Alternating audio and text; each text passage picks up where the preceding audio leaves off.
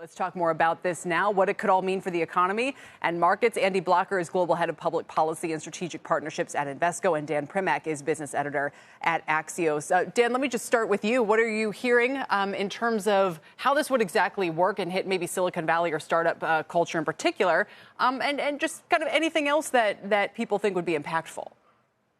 Yeah, I mean, for starters, when we refer to this as the Harris economic plan, it's the Biden economic plan. All the details that Robert just mentioned were all in the White House's fiscal 24 and fiscal 25 budgets, neither of which they fought terribly hard for in Congress. And I understand the Trump tax cuts are going to expire in a year, so things will change a bit. But Harris herself hasn't come out with anything new on capital gains. Her campaign has simply said, we agree with what the White House had proposed previously.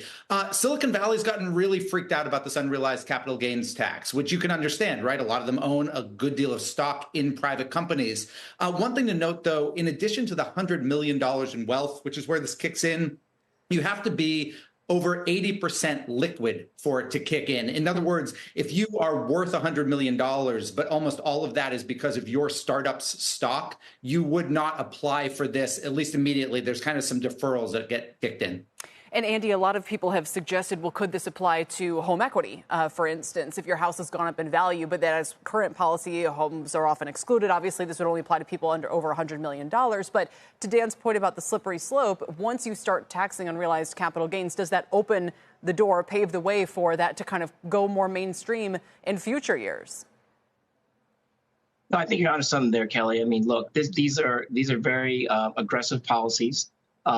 There's a discussion about, can you really tax unrealized gains, when you can and when you can't? And look, you definitely have to have that 80% liquidity requirement, because you can't have people having to sell property to pay their taxes, right? So on that sense, will have to be dealt with on the details. I think, Dan, there's often a lot of confusion around this, in some part generated by the media, because we often cover pay packages of executives whose pay might not actually be realized. It might be a lot of unrealized gains, for instance, but it's often treated as, oh, so-and-so has this many hundreds of million dollars or this many billions of dollars. And do we need to start making a distinction between unrealized and realized gains? Or I don't know. It's just, I think it's all playing into this idea of how much sort of liquid money or cash people really have.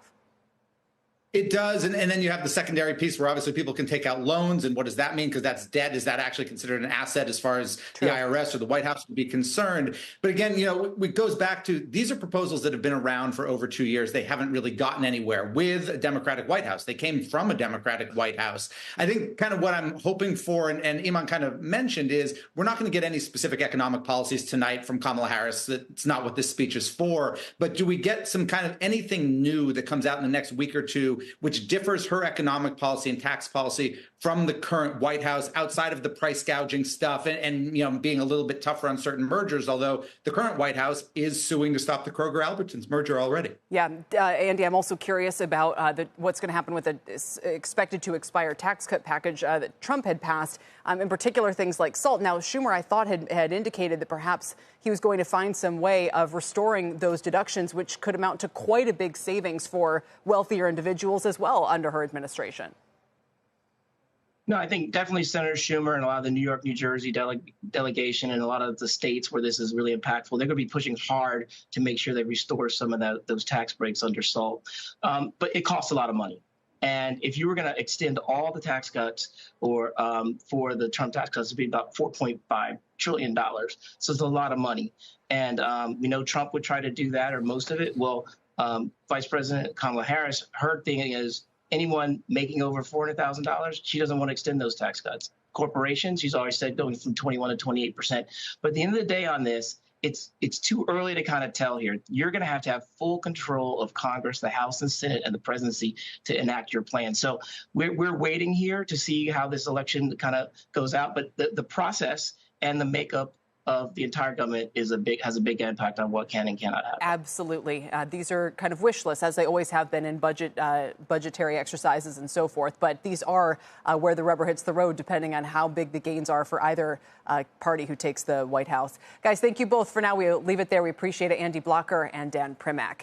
Ronald Reagan, of course, made cutting taxes the centerpiece of his campaign for president back in 1980. And yes, he made good on his promise once elected, signing into law what was then the largest tax cut in history. This time around, as we've been talking about, Kamala Harris campaigning on raising taxes for many Americans, including boosting the top income tax rate to 39.6% and raising the corporate tax from 21 to 28%. Yikes. Joining me now, Heritage Foundation economist, former Trump economic advisor, Steve Moore. I mean, Steve, there couldn't be more dramatic opposing views on how this economy should be run.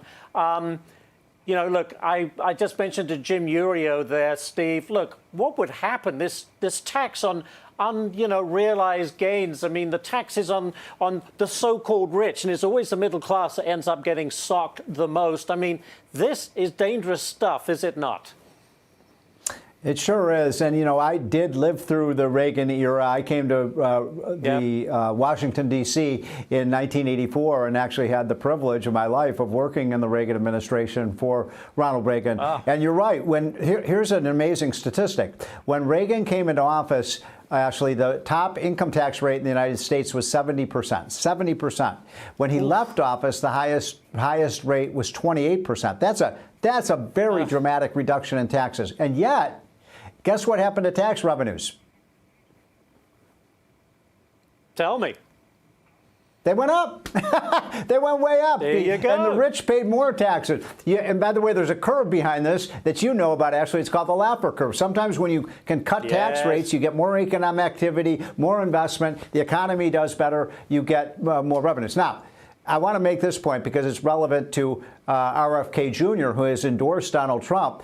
The other big tax cutter of modern times, of course, was John F. Kennedy. When he came into office, the highest tax rate was 90%. He slashed the tax rates across the board. Yeah. He was very famous for saying that that when tax rates are too high and tax revenues are too low, we have to cut the rates to make the economy grow faster. So if Reagan got that and John F. Kennedy got that, why can't Kamala Harris understand that concept?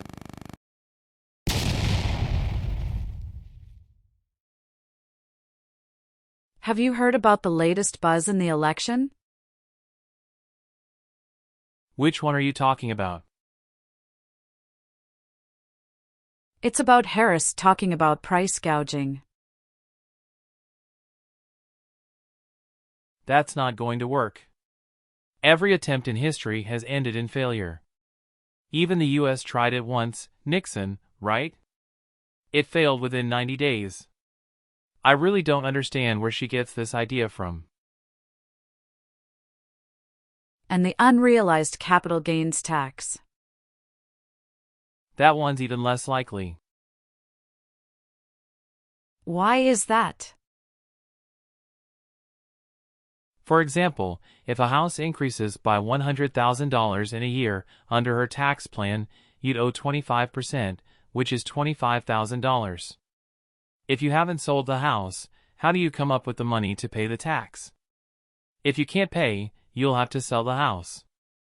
If most people can't pay, the real estate market will collapse because everyone will be trying to sell and no one will want to buy.